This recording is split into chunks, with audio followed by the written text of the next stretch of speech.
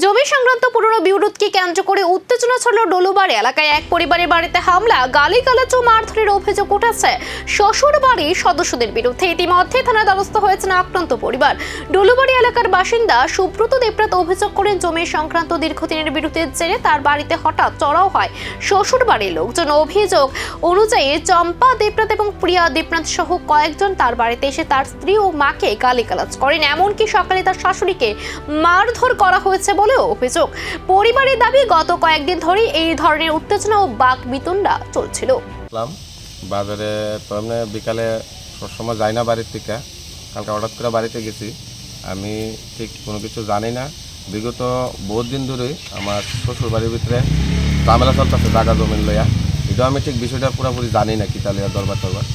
তাহলে আমার মিসেস মনে হয় কাক করে ফোন করছে যে কিতালিয়ার দরবার কিতা কি আসলে, এটাও আমি বিষয় জানি না। তাহলে আমি বাড়িতে গেছি 4টার দিকে। আমার শ্বশুর বাড়ির লোক মানে শ্বশুরের মিসেস মানে আমার কাকি শাশুড়ি মানে ওই রতন দেবনাথ তেনের বউ, আরও একজন আছে আমার জ্যাঠা শ্বশুরের মেয়ে প্রিয়া দেবনাথ, আরও তারা বাড়ির লগে আমার ফ্যামিলির বৌদি টদি, তারা সবাই মিলে আমার বাড়িতে গিয়ে অ্যাটাক করছে, হামলা করছে আমার বাড়িতে গিয়েছিল।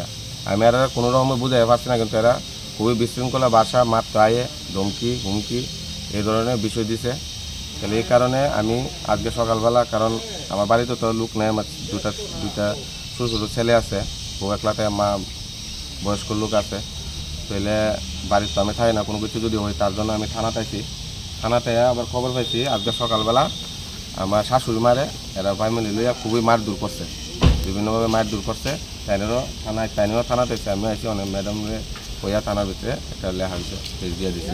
ঘটনাকে কেন্দ্র করে এলাকায় চাঞ্চল্য ছড়িয়েছে। আমবাসা মহিলা থানায় লিখিত অভিযোগ দায়ের করে পরিবারের নিরাপত্তার দাবি জানিয়েছেন তারা।